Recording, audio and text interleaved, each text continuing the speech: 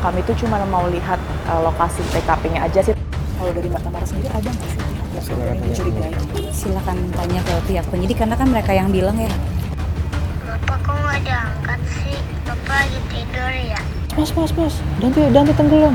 Yang bagi saya tidak saya terima adalah soal ibu korban itu mengundang penasihat hukum. Oh ini Pak, ada orang ketiga gini. Ada siapa nih?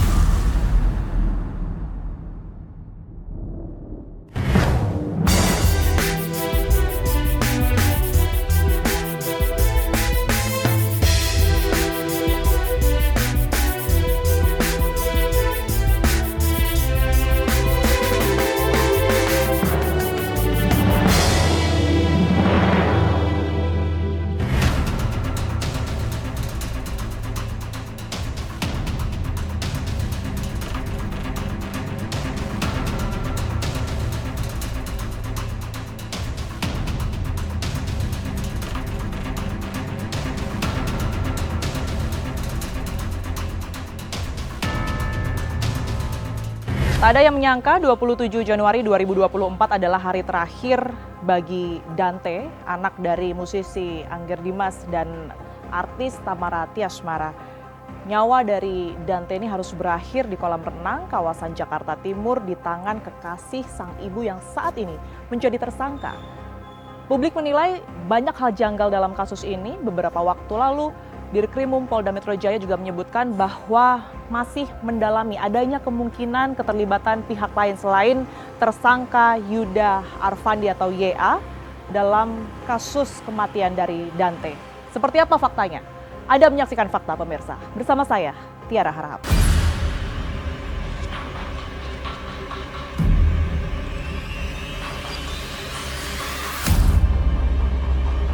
Lalu kemudian membenamkan korban ke dalam kolam sebanyak 12 kali. Kami sudah menerapkan pasal 340 yang mana ini merupakan pasal daripada pembunuhan berencana. Kematian dari Dante, anak Tamara Tiasmara dan juga musisi atau DJ Angger Dimas ini memang masih menyisakan sejumlah misteri, sekalipun pada tanggal 9 Februari 2024 ini tersangka sudah ditetapkan begitu ya, tetapi banyak kejanggalan yang dinilai oleh publik ini perlu diungkap. Kita coba mengetahui terlebih dahulu ya TKP dari meninggalnya Dante atau tenggelamnya Dante ini seperti apa. Karena informasi yang kami terima juga, kolam renang yang berlokasi di Pondok Kelapa, Jakarta Timur ini masih dibuka untuk umum hingga hari ini, sehingga kami mencoba untuk masuk ke dalam dan juga meminta izin apakah ada keterangan yang kemudian ini bisa didapatkan dari pihak pengelola ataupun juga saksi-saksi. Kita temukan faktanya.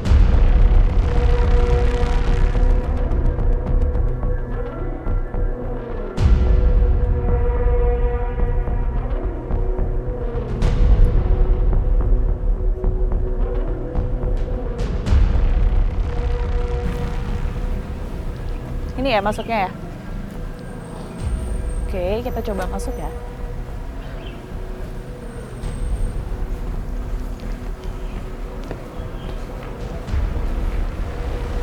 Ada kamera. Halo. Alhamdulillah mas, kalau video kita nggak bisa. Oh gitu. Saya mau minta izin pengelola dulu ya terlebih dahulu. Mau ngobrol dulu sih, belum mau. Mau izin sama pengelola? Betul. Mau ngizin ke pengelola dulu Pak. Nggak bisa. Pengelolanya di mana? Aku cuma tunggu aja dulu, saya bilang. Oke. Tunggu di sini aja bu. Mau izin apa? Mau izin peliputan.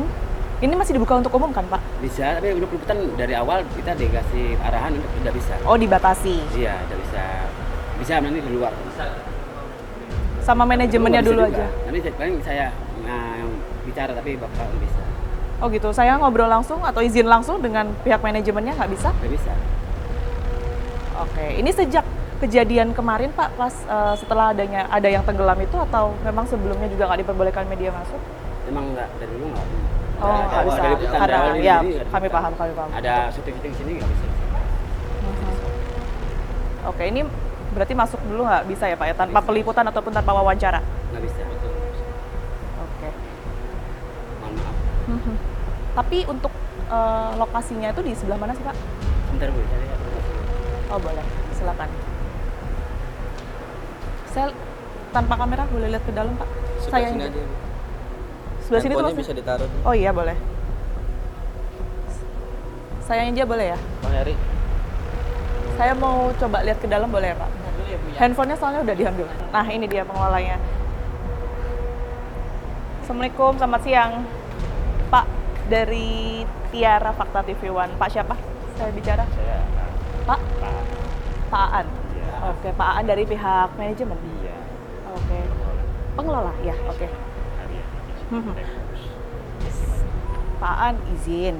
Ini kan kemarin berkaitan dengan ada yang tenggelam di sini. Kami itu cuma mau lihat lokasi TKP-nya aja sih, tanpa mungkin kalau misalnya pengelola bersedia diwawancara boleh, kalau misalnya enggak juga kami paling enggak mau ambil lokasi sekitarnya aja. Bapak, maaf ya. Ini kan kita lebih jaga semua, Pak. Kan ini kan terus masih berlangsung. Oke. Soalnya dia terus kita nggak mau mengambil beberapa. Tapi kita dari pihak kita salah. Dan bukannya kita nggak mau apa, kita juga bisanya kalau juga sedih, dampaknya Masuk. wah Ini- banget, Pak, dampak. Oh, Ini tapi ada yang berenang di dalam, Pak. Tapi nggak kayak biasanya. Nggak kayak biasanya, Pak. Gitu. Langsung Jadi turun. kalau- langsung turun banget, Pak. Mhm. Makanya Dari kita tanggal mau- 27 itu ya. Iya.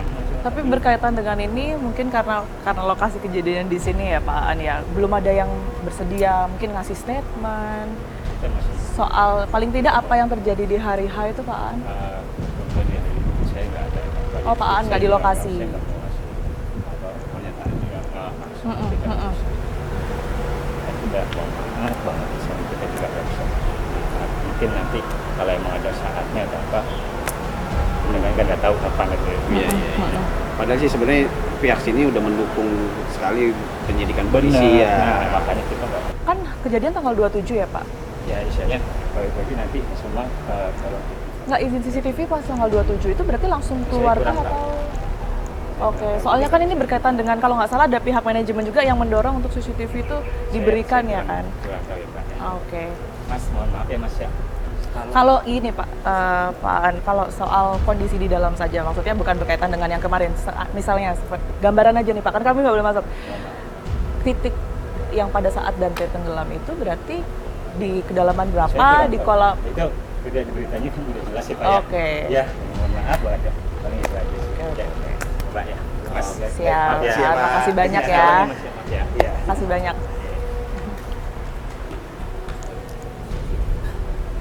Ya, ini tim Fakta tidak bisa masuk ke dalam dan kami tentunya memahami alasan dari pihak manajemen karena manajemen juga menghindari mungkin beberapa orang-orang yang kemudian ini datang ke sini kemudian terganggu ya dengan adanya pemberitaan beberapa waktu lalu terkait dengan meninggalnya Dante. Kami sebenarnya ingin melihat seperti apa kondisi dan juga TKP secara langsung, apa yang kemudian ini bisa digali informasinya termasuk seperti adanya CCTV yang sempat menangkap, kemudian juga berapa jarak antara kolam anak dan juga kolam orang dewasa karena kita ketahui bersama bahwa pada hari itu Dante ini dibawa oleh tersangka ini untuk berenang di kolam orang dewasa.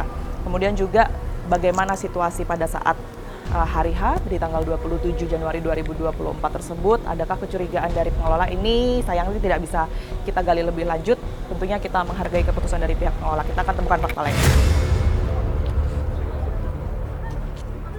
Oke, ini persiapan dari teman-teman media. Dari Tamara, ibu dari almarhum Dante ini rencananya akan diperiksa psikologi di Biro Sumber Daya Manusia Polda Metro Jaya, pemirsa. Kita akan lihat sama-sama ya. Klien kami akan diperiksa sebagai saksi oleh tim psikologi forensik. Untuk perkembangan lebih lanjutnya akan kita sampaikan mungkin setelah pemeriksaan. Jadi sementara itu dulu, nanti kita keluar lagi. Mbak Tamara, kondisinya gimana, sehat? Periksa dulu aja. Tes psikologisnya seperti apa kesiapan? Menenangkan diri sih dari kemarin. Pokoknya biar tenang, tesnya lancar, mohon doanya semuanya ya. Oke, udah ditunggu soalnya. Makasih ya.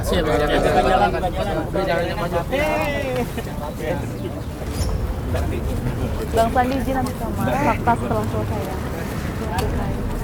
Gak apa. Biar ada dari fakta tujuan nanti setelah.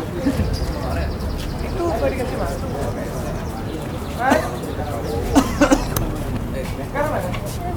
Ini boleh ya Bang nanti izin. Silakan Pak, silakan. Ayo Nak, ini Mas Tris. Tidur. Ntar aja sekalian tidur. Oh iya.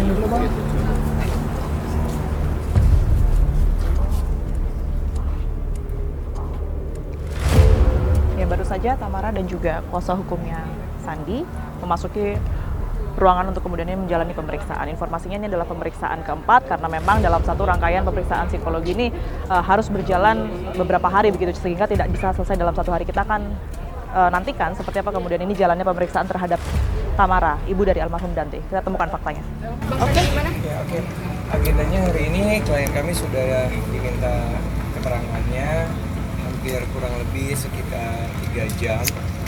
Tapi dikarenakan keadaan kondisinya klien kami juga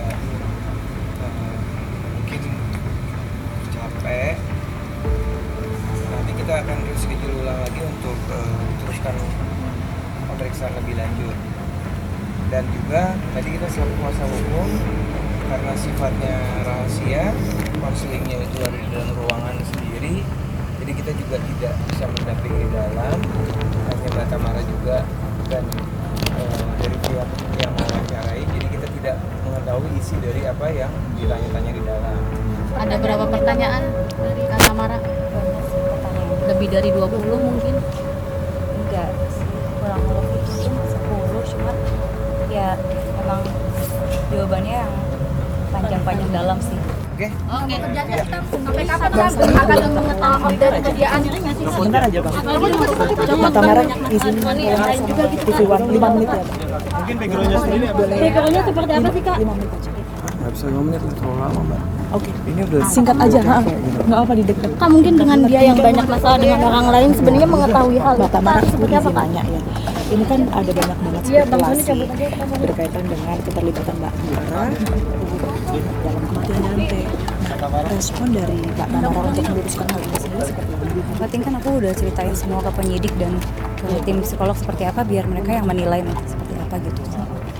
Tapi kan kemudian ada juga polisi menyebutkan bahwa membuka peluang pelaku lain Mbak Tamara.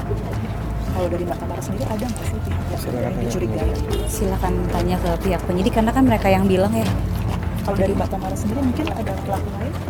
Nggak tahu karena kan saya nggak ada di situ. Kemudian ini ada fakta juga ya, kemudian ini disebutkan oleh pihak sekolah Dante yang menyebutkan bahwa Dante ini sebenarnya tidak suka atau cenderung takut sebenarnya berenang. Sementara kalau Mbak Tamara kan beberapa kali sempat menyampaikan hal yang sebaliknya begitu. Nah ini sebenarnya seperti apa faktanya Mbak? Dante di sekolah bukan takut berenang tapi dari saya yang tidak mengizinkan karena kalau habis renang dari sekolah biasanya suka pilek. Gitu.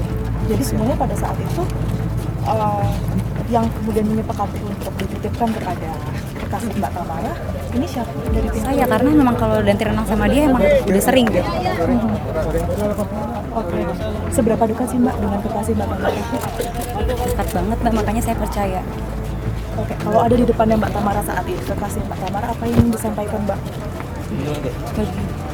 Ada yang ingin disampaikan Mbak jika YA ini ada di depan Mbak Tamara? Oke. Mbak Tamara sekali lagi saya ikut berduka ya. Makasih ya Mbak. Terima kasih banyak Mbak waktunya.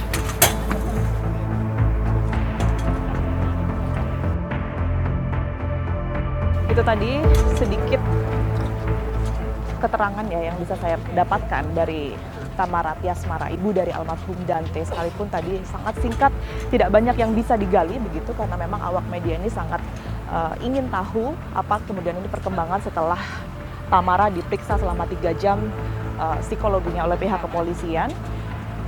Dari Tamara sendiri menyebutkan bahwa sebenarnya ia setelah diperiksa selama 3 jam tersebut ini dengan 10 pertanyaan, kemudian juga ia tidak mencurigai satu orang pun yang kemudian ini terlibat, sekalipun pihak kepolisian ini menyebutkan atau membuka peluang begitu ya adanya tersangka lain selain YA dalam kasus ini. Kemudian juga Tamara tidak masih membantah begitu bahwa Dante ini disebutkan tidak suka berenang dan juga memaksakan berenang pada saat hari H di mana Dante tersebut ini diduga ditenggelamkan oleh YA. Kita akan temukan fakta lainnya. Oh ini Pak, ada orang ketiga gini. Ada siapa nih?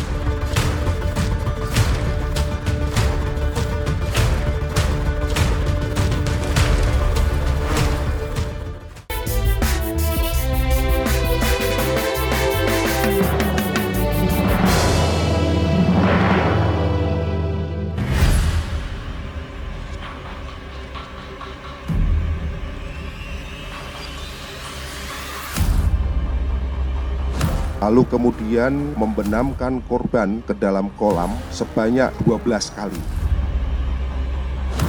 Kami sudah menerapkan pasal 340 yang mana ini merupakan pasal daripada pembunuhan berencana.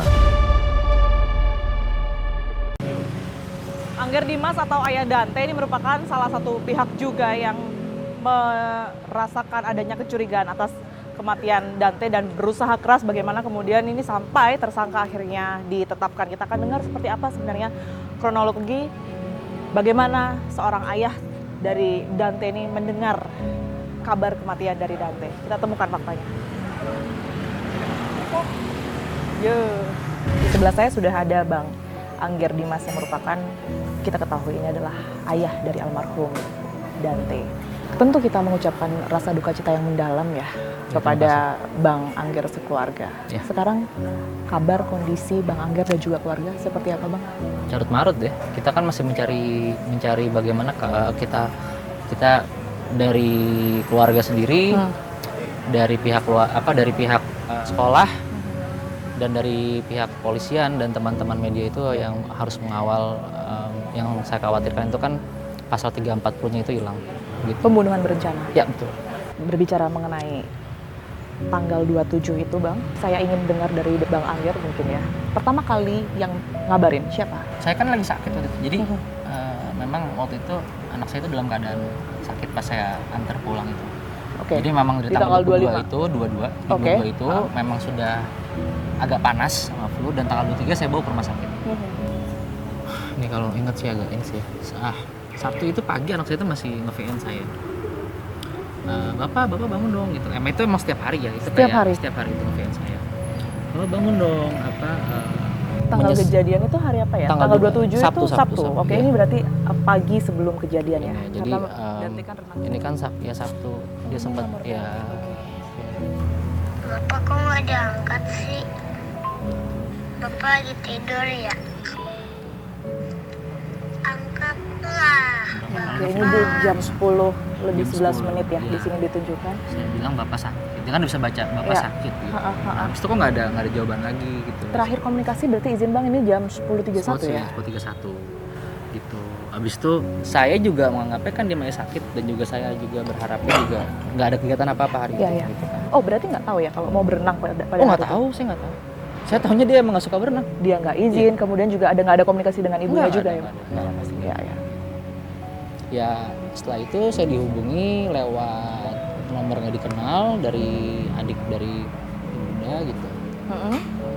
Udah teriak-teriak kan, wah ada apa nih gitu. Mas, Dante tenggelam. Gitu, saya nggak tahu yang nelfon itu adik dari ibunda atau supirnya gitu, yang mengabarkan kalau Dante itu sudah tidak ada gitu, sudah ya pecah tangis dari ayah saya, pecah tangis dari asisten saya, tapi saya tetap tegar. Percaya pada saat itu kalau Dante? Saya masih nggak percaya dengan keadaan ini Pak, karena beberapa hari sebelum itu masih main sama saya gitu, saya masih main kereta-keretaan. Sempet nggak sih mikir enggak lah ini? Sempet pasti lah, sempet. Ya udah pas sampai sana saya marah ketika ngeliat jasad anak saya. Sampai sana ada siapa aja Bang? Keluarga dari pihak di rumah sakit ya ini ya? Keluarga dari pihak ibunda. Ada tersangka? Wah itu saya nggak tahu, malah katanya sih ada, cuma saya nggak tahu. Saya lihat, saya pegang muka anak saya hanya cium bibirnya berkali-kali dengan yang menetes air mata. Ada mungkin 5 menit, saya cuma diem. Saya tuh cuman Kak cepet banget Kak, ini baru seminggu loh kita ketemu lah, bukan baru total 4 hari loh kak, apa total 7 hari, kakak baru 4 hari ngabisin nama bapak, kakak baru IF. Sama sekali nggak Iya, nyangka Bang Angger. nggak nyangka sama sekali gitu. Hal yang pertama saya lakukan adalah saya minta visum, karena ini menurut saya kematian yang tidak wajar gitu. Saya yang menulis surat untuk melakukan otopsi dengan bimbingan gitu. Apa yang saya tulis, saya nggak tahu apa yang harus saya tulis gitu, karena Jadi penolakan otopsi itu bukan hanya dari Mbak Tamara ya? oh ya dari saya juga ya. Saya nggak, Oke. saya nggak akan menutupi apapun yang saya lakukan. Memang setelah itu saya ada kecurigaan karena dari pihak kolam renang itu sangat eager untuk saya melihat CCTV.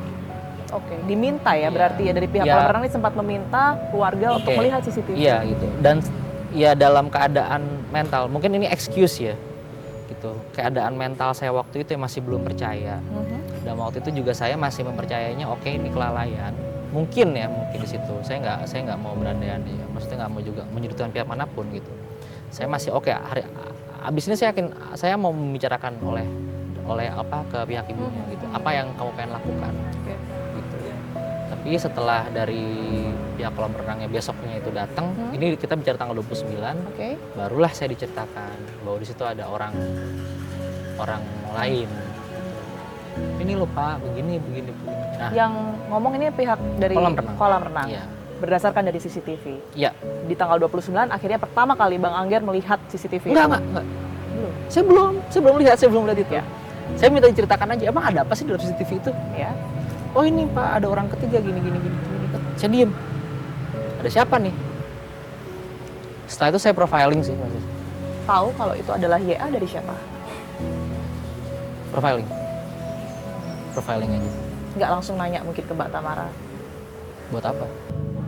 Di hari Selasa itu saya diyakinkan oleh salah satu saksi yang sudah dipanggil hari Senin untuk ke Duren Sawit, untuk melihat CCTV. Berdasarkan keterangan itu belum ada sama sekali keluarga yang melihat CCTV itu ya, termasuk Mbak Tamara. Saya bisa yakinkan waktu itu polisi yang bertugas, yang piket waktu itu bilang saya adalah, iya Pak, Bapak keluarga yang pertama gitu, yang menanyakan perihal kasus ini. Di hari Jumat. Jadi CCTV tersebut ya? ini memang nggak bisa dilihat bukan karena keluarga nggak mau, tapi lebih ke karena memang ada proses yang dilakukan oleh pihak kepolisian. Iya, betul. Oke. Bukan kita yang nggak mau. Yang nggak mau itu hari pertama dan hari kedua. Pada saat itu langsung terpikir bahwa Dante ini dibunuh. Saya minta anak saya di ekshumasi, di otopsi, karena memang waktu itu surat itu kan dibikin bersama. Dan ya balik lagi, karena jawabannya ya tenggelam gitu.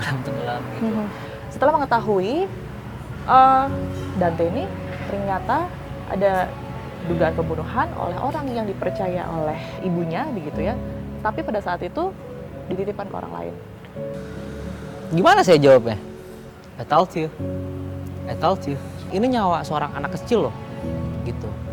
Dan di framingnya tuh sudah sedemikian rupa ini adalah musibah. Enggak, ini bukan itu. Saya udah bukan. Jika ada kesempatan untuk berbicara langsung dengan tersangka, apa yang disampaikan? Diem sih. Mungkin cuman melihat di mata aja. Ada bahasa tubuh yang dia mungkin mengerti lah. Gitu. Itu aja sih. Penetapan satu tersangka atas nama YA itu tadi, dari Bang Angger sendiri, mengira ada tersangka lain yang terlibat? Saya nggak bisa menduga-duga sih. Saya nggak bisa jawab pertanyaan itu. Karena begini kan Bang, banyak sekali ya dugaan-dugaan sekarang ini menjadi sorotan, bahkan dibully gitu ya kalau saya lihat di sosial media. Bang Angger sendiri melihat hal ini seperti apa? Atau mungkin bahkan ada komunikasi? Kalau itu emang sih ketika emang kita nggak ada komunikasi sama sekali begitu ya. Bahkan Ya. setelah Dante meninggal? Karena kan begini, apapun yang saya perbuat itu nggak akan membuat anak saya kembali lagi ke dunia ini. Sedekat apa Bang Angger dengan Dante ini? Saya nggak memungkiri bahwa saya masih bekerja. Yang pasti saya di bawah pengawasan saya itu tidak pernah saya tinggal hanya di saat dia tidur. Itu saya titipkan ke kakek neneknya dan saya melarang untuk keluar. Jika mungkin untuk keluar untuk kemana, saya benar-benar tekan nggak boleh. Seberapa sering Bang Angger, Dante ini menemani Bang Angger mungkin kerja di sela-sela kesibukan ya? Kita pernah berbagi stage. Iya, itu yang paling sering Gitu. muncul videonya ya. Yang kemudian kalau nggak salah Bang Angger gendong Dante ya? Iya, itu jadi itu kenapa saya berani ngajak karena itu adalah saya waktu itu main di salah satu universitas, tidak ada yang merokok di situ dan tidak ada alkohol Bang juga. Angger sudah memastikan keamanannya sudah memastikan lah ya. aman. Ya. Dan saya sekeluarga, ayah ibu saya ikut untuk menjaga juga nggak surveillance juga ini nggak ada apa-apa ya, nggak ada yang ya di situ juga benar-benar strict gitu. Ya mungkin Mbak Tiara juga tahu di mana gitu kan, dan itu sangat strict sekali, nggak boleh ada apa-apa ya. Nah itu saya berani. Ada satu postingan di Instagram dari Bang Angger ya, yang menyebutkan bahwa Dante ini pernah mengatakan ia ingin seperti ayahnya. Ini di momen apa, Bang Angger? Oh ya, kalau itu sering sih, sering gitu. Jadi memang sebenarnya tuh kebanggaan Dante itu terhadap saya itu sangat besar gitu ya. Tapi saya selalu bilang sama anak saya, kakak semua yang ada di studio ini nanti untuk kakak. Kakak nggak usah ada mengeluarkan apa-apa lagi. Saya selalu bilang kakak, bapak itu nggak pernah berharap kakak itu jadi orang terkenal, orang yang kaya. Kakak jadi aja orang yang berguna. Gitu. Karena Itu dua yang hal. selalu diajarkan, Iya. Oh iya, saya selalu itu. Saya dari kalau misalnya ditarik di tahun 2017 di saat anak saya lahir, kayak masih ada di video-videonya gitu. Saya konsisten mendoakan untuk anak saya menjadi orang yang berguna. Ya akhirnya ya bergunanya seperti ini ya, agak miris gitu. Kita semua prihatin, Bang. Baik, terima kasih banyak Bang Ya, Angger sama-sama. sudah mau mempercayakan cerita ke kami begitu ya. Iya. Tentunya ini tidak bermaksud untuk membuka Oh, iya. memori lama Bang Angger, tapi kita Dan ketahui proses sendiri iya, masih terus maaf saya berlanjut potong. Dan ini juga bukan untuk menyudutkan pihak manapun ya, Ya, gitu. betul. Saya nggak menyudutkan pihak manapun. Sebenarnya Dante ini tinggal dengan siapa Bang? Dan sudah berapa lama? Mohon maaf sebelumnya Bang Angger dan juga Mbak Tamara ini pisah gitu. Kita berbagi custody. Di ibundanya itu 4 hari, di saya 3 hari gitu. Jadinya ya memang kita berbagi karena di SKB itu di surat kesepakatan bersama, di situ ada poin menjaga psikologis anak. Dante cerita nggak berkaitan dengan kehidupannya mungkin dengan mamanya, dengan ibunya begitu ya, dan juga orang baru yang sempat kita ketahui ya, ini sebagai tersangka saat ini, kekasih dari Mbak Tamara sendiri. Dante cerita tentang itu Tidak. ke Bang Angger? Tidak pernah. Nggak sama sekali? Jadi Bang Angger juga tidak mengetahui kehidupan mereka bersama dengan Dante Dan biasanya? Dante itu anak yang ceria ya. Saya memang sudah kayak apa ya, udah mulai aware itu pas terakhir ketemu saya itu. Aware soal? Ya ada kekhawatiran aja. Oke. Bapak apa kakak tuh nggak mau berenang Oh, sempat gitu. bilang iya, gitu iya, ya, iya. Dante? Oke. Saya berkali-kali sudah bilang di media, saya bisa bertanggungjawabkan kalau Alasannya dia Bang sempat disebutkan oleh Dante?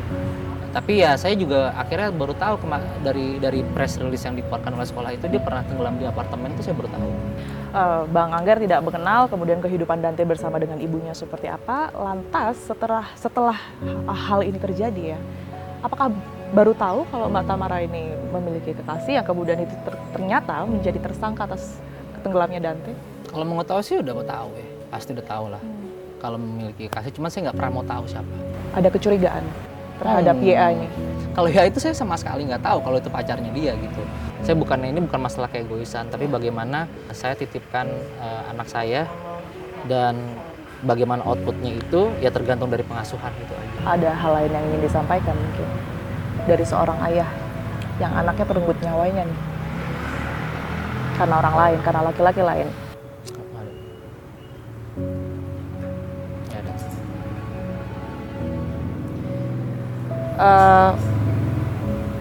Kalau melihat dari tersangka ini mungkin pernah nggak Dante cerita mengenai kekerasan, KDRT? Karena kan kalau kita lihat kan caranya sangat-sangat keras ya Bang, nggak wajar, nggak bisa diterima pasti. Iya, iya. Saya kurang tahu sih kalau masalah itu, cuman kalau misalnya untuk yang terkait ya seperti si pelaku lah atau apa, nggak pernah cerita sama sekali. Cuman emang ya yang namanya anak kecil ya, mungkin nggak bisa menyimpan apa ya ketidaknyamanannya gitu. Dante menurut saya itu juga ya tadi saya bilang, Dante tipe anak yang don't sweat the small things, nggak usah besar-besaran hal yang kecil gitu. Jadi saat dia bilang, bapak tolong dong bilang ke mama jangan, kakak tuh udah nggak berenang lagi gitu. Kalau ke ayah saya juga bilang, ayah tolong bilang gitu, kakak udah nggak berenang lagi. Dan itu bilangnya juga di bulan Januari ini. Banyak spekulasi Bang yang muncul tentunya ya, publik ini menduga dengan liar pastinya dalam dugaan pembunuhan Dante itu sendiri. Komentarnya? Statement itu hanya bisa disampaikan oleh kepolisian sih, bukan oleh saya. Saya sih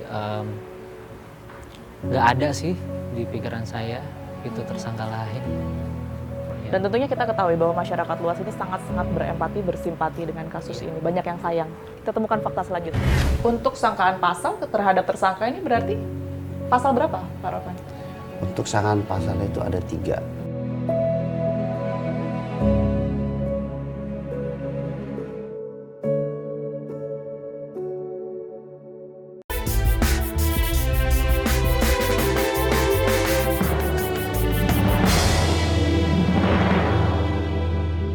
Kita akan tanyakan seperti apa hasil sementara dari proses penyidikan bersama dengan Subdit 4 Jatanras yang kemudian ini menangani langsung proses dari meninggalnya Dante. Kita akan temukan fakta lainnya.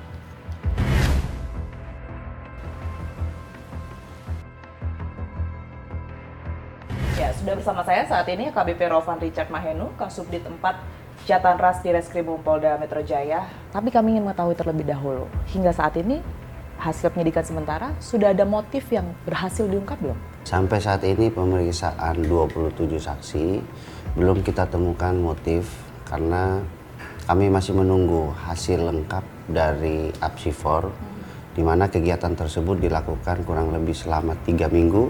Oke, tapi untuk sekarang ini kondisi dari tersangka YA sendiri ya, seperti apa Pak? Kondisinya masih sehat.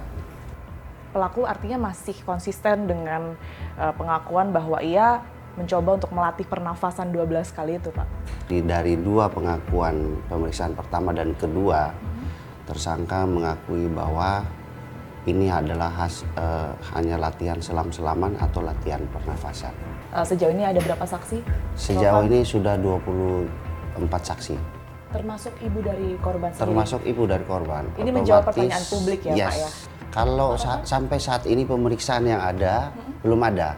Tetapi untuk aktivitas berenang ini ya Pak, ini juga banyak sekali yang kemudian ini muncul pendapat-pendapat di publik, mengatakan juga bahwa Dante ini sebenarnya tidak suka berenang. Apakah aktivitas berenang ini adalah yang pertama dilakukan bersama tersangka? Berdasarkan bukti-bukti yang disampaikan oleh Ibu Tamara, ya, bahwa Dante ini 2 kesenangannya. Yang pertama itu bermain game, yang kedua berenang. Seperti kebanyakan anak kecil pada umumnya. Apakah yang pertama atau sudah yang kesekian kali Dante berenang bersama tersangka? Sudah sekian kali. Sudah sekian lagi. Jadi menurut keterangan Tamara dan tersangka bahwa saat mereka pacaran atau nginap di hotel atau di tempat kolam tempat yang punya kolam itu selalu berenang bareng. Tapi dan untuk yang berdua? video. Untuk yang berdua kemarin kan case-nya karena Tamara informasinya menitipkan sementara ya? Iya, mereka biasanya berenang bareng. Kemudian kalau dilihat begitu ya, ini banyak sekali kan spekulasi-spekulasi yang bermunculan. Salah satunya adalah mungkin Tamara mencoba untuk tidak melihat CCTV dengan langsung, menolak begitu dan juga menolak adanya otopsi. Informasi dari pihak kepolisian seperti apa Pak Rofan? Karena kami kan juga memiliki keterbatasan untuk mengakses atau berbicara langsung dengan Tamara ya, karena masih dalam proses pemeriksaan sendiri. Kalau kita lihat timelinenya Ibu Tamara ke Polsek untuk minta CCTV, otomatis pihak Polsek pun tidak bisa memberikan. Karena 28 itu Polsek langsung mengirimkan DVR-nya langsung ke Puslapfor untuk dilakukan analisa. Otomatis backupan dari CCTV itu biar dianggap sah itu kita hanya bisa ambil dari Puslapfor. Jadi kita tidak jadi pengamanan terhadap barang bukti digital itu benar-benar harus clean sehingga bisa menjadi bukti di persidangan. Yang mana pada saat itu belum ada kesempatan untuk melakukan, belum bisa melihat hasil CCTV-nya. Kemudian untuk masalah otopsi, untuk kepentingan penyidikan, untuk menentukan sebab kematian itu harus dilakukan. Makanya kami memberikan edukasi sehingga hari Jumat langsung memberikan surat pernyataan bersedia di otopsi. Setelah sebelumnya memang betul ada penolakan? Iya, penolakan oleh dengan seluruh alasan, keluarga. Oleh seluruh keluarga dengan alasan? Dengan alasan sudah mengikhlaskan bahwa itu adalah awalnya mereka pikir itu kecelakaan. Untuk sangkaan pasal terhadap tersangka ini berarti pasal berapa Pak Rofan? Untuk sangkaan pasal itu ada 3. Yang pertama itu kelalaian menyebabkan orang meninggal. Yang kedua kekerasan terhadap anak yang menyebabkan anak meninggal. Yang ketiga itu pembunuhan biasa dan yang terakhir pembunuhan berencana. Kalau yang pembunuhan berencana ini diambil dari keterangan tersangka yang di bagian mana, Pak? Untuk penerapan pasal pembunuhan berencana, kami menentukan itu berdasarkan hasil gelar. Yang mana hasil gelar itu adalah kita ambil keterangan ahli, keterangan para dokter, hasil ekshumasi atau otopsi, itu kita kumpulkan semua sehingga pada saat gelar penetapan tersangka itu semua sudah melalui proses gelar yang utuh. Berarti dari sisi ini kita bisa melihat bahwa pihak kepolisian sendiri mengindikasikan ada arah sana ya, pembunuhan berencana itu tadi. Oke, baik. AKBP Ropan, terima kasih banyak atas waktunya sudah memberikan informasi kepada kami. Sehat selalu, Pak Ropan. Kita temukan fakta selanjutnya. Kenapa dilakukan di tempat yang notabene ini adalah tempat umum, banyak orang, kemudian juga dia tentu sadar di mana titik CCTV berada di dalam kolam renang itu.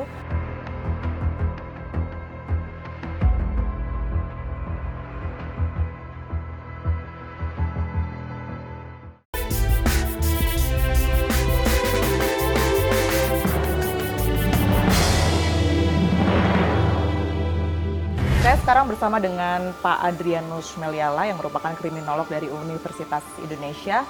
Pak Adrian, saya ingin Anda menyoroti begitu ya, bagaimana kemudian ini gerak-gerik dan juga berjalannya kasus kematian dari Dante, mengingat sekarang ini masih dalam proses penyidikan, tapi kalau Anda melihat secara keseluruhan, mungkin ada yang perlu disorotikah dalam kasus ini secara keseluruhan? Memang sekali lagi ya, dari pemberitaan terlihat bahwa pelaku punya ada semacam riwayat abuse ya. Nah, tetapi abuse itu pada orang yang sepadan. Nah, apakah kemudian juga abuse itu juga ditujukan kepada orang yang lebih muda, dalam hal ini yang orang yang akan bakal menjadi anaknya, itu belum tentu. Biasanya abuse itu juga punya riwayat ya. Kita belum tahu apakah memang riwayat abusif itulah yang kemudian menjadi semacam motif internal dari pelaku ketika melakukan satu tindakan keji kepada korban. Polisi tadi saya melihat ya bahwa ada salah satu pasal yakni pembunuhan berencana. Pandangan dari Pak Adrian? Sepanjang kita melakukan suatu kegiatan yang bersifat khusus dan khas ya dalam rangka suatu perbuatan, itu saja sudah bisa dianggap sebagai perencanaan. Sebagai contoh misalnya begini, pasangan ini sehari sebelumnya datang ke melihat lokasi. Beberapa hari sebelumnya survei. Ya, survei. Ya. Itu inisiatif siapa? Apakah itu sesuatu yang dapat dikategorikan sebagai khusus dan khas? Anda melihat ini sebagai ada korelasinya ya? Nah itu ya iya. Jadi kalau misalnya dalam hal ini si inisiatifnya ada dari si laki-laki ya, bukankah itu dapat dianggap sebagai sesuatu yang khusus dan khas yang dapat dianggap juga secara hukum perencanaan? Contoh lagi misalnya dalam rangka menemani si korban saat berenang, itu biasa nggak? Ya, jangan-jangan nggak biasa, jangan-jangan ibunya yang selalu menemani. Nah, informasi dari pihak kepolisian memang ini jarang terjadi antara pelaku dan juga korban ini hanya satu waktu tanpa ditemani sang ibu. Berarti itu menjadi indikasi juga ya, Pak Adrian. Oke, katakanlah 340 begitu ya, dengan perencanaan termasuk survei tadi menjadi salah satu indikatornya begitu. Kenapa dilakukan di tempat yang notabene ini adalah tempat umum, banyak orang, kemudian juga dia tentu sadar di mana titik CCTV berada di dalam kolam renang itu. Kenapa terkesan nekat begitu ya untuk kemudian ini melakukan pembunuhan di situ? Seorang pelaku itu belajar dari melakukan kejahatan tingkat TK, tingkat SD, tingkat SMP, baru kemudian masuk ke konteks tingkat perguruan tinggi. Tapi kan kenyataannya nggak begitu. Yang bersangkutan kelihatannya tidak memiliki satu rekor yang impresif atau bahkan mungkin tidak pernah berbuat kejahatan. Tiba-tiba berbuat kejahatan yang serius. Nah, padahal sebetulnya kalau kita di luar sebagai pengamat merasa bahwa wah ini sebetulnya naif sekali bagi si pelaku tersebut. Anda melihat ada yang membantu tidak dalam kasus ini? Dalam pembunuhan setidaknya yang dilakukan YA terhadap Dante? Sekali lagi kalau kita berpikir dengan agak konspiratif ya, nah tadi apakah yang bersangkutan itu berada dalam situasi sedekat itu, selama itu bersama dengan korban, atau sebetulnya adalah bagian dari konspirasi, ada perencanaan yang lain dengan misalnya dengan ibu korban, misalnya dibuka saja jejak digital dari keduanya, kemudian kelihatan misalnya beberapa percakapan yang mungkin mengarah ke situ. Apakah ada gerak-gerik yang memang mencurigakan jika kita melihat atau kita korelasikan dengan kasus ini? Saya kira publik Indonesia memang berekspektasi. Betul, karena ada penilaian-penilaian publik seperti itu ya, Pak. Ya, karena tadi karena memang ada dalam konteks Indonesia ada beberapa suku yang memang ekspresif ya. itu dianggap sebagai ya begitu ibu itu gitu ya, ketika kehilangan seorang yang loved one ya, yang dicintai. Nah sementara yang bersangkutan kelihatan betul tidak menampilkan hal itu. Nah bagi saya itu adalah hal-hal yang amat personal, subjektif dan khas dari seorang wanita pada saat dia menampilkan sebagai seorang ibu yang kehilangan. Yang bagi saya tidak saya terima adalah soal ibu korban itu mengundang penasihat hukum. Itu saya pikir itu terlalu kelas menengah ya. Kenapa? Karena kok masih kepikiran ya seorang ibu yang kehilangan anak lalu kemudian memanggil penasihat hukum. Sebagai seorang korban, maka saya kira semua orang akan maklum kalau kemudian dia salah ngomong, salah bertindak gitu ya, karena tadi dia sedang berduka. Yang kedua adalah bahwa bukankah penasihat hukum itu ujung-ujungnya duit, perlu dibayar ya. Nah kok kepikir ya orang yang sedang berduka masih berpikir soal sesuatu yang membutuhkan konsekuensi finansial. Nah maka pertanyaannya adalah bahwa tidak mungkin ada orang yang tidak berdosa, sepenuhnya jujur, sepenuhnya innocent, kemudian lalu memanggil penasihat hukum. Pasti ada sesuatu yang dia sembunyikan, itu dengan bahasa kriminologinya gitu ya. Nah, apa sebetulnya yang dia hendak jaga, hendak dia perkuat dari segi hukum, sehingga lalu kemudian memerlukan penasihat hukum. Nah, apakah lambatnya dia berespons secara adekuat terkait dengan kepolisian, itu sesuatu yang dianggap sebagai salah, yang mungkin akan mengarah pada suatu tuntutan hukum, ya maka kemudian dia perkuat dengan dari segi kepenasihatan hukum begitu. Mungkin begitu ya, sehingga lalu kemudian dia merasa perlu untuk membawa penasihat hukum dalam kasusnya. Oke, baik Pak Adrian, terima kasih banyak atas pandangannya yang sudah dibagikan kepada kami. Tersangka pembunuhan Dante, Yuda Arfandi atau YA hingga saat ini masih belum mengakui perbuatannya. Berdasarkan keterangan dari pihak kepolisian bahwa YA ini konsisten untuk menyebut bahwa apa yang ia lakukan hanya sebatas melatih pernafasan dari Dante. Sementara itu ayah dari Dante menyebutkan bahwa Dante sejatinya tidak terlalu menyukai kegiatan berenang khususnya akhir-akhir ini. Tentu hal ini masih terus didalami dan masih menjadi bagian dari penyidikan pihak kepolisian. Saksikan terus Fakta setiap hari Senin pukul 20 waktu Indonesia Barat hanya di TV One.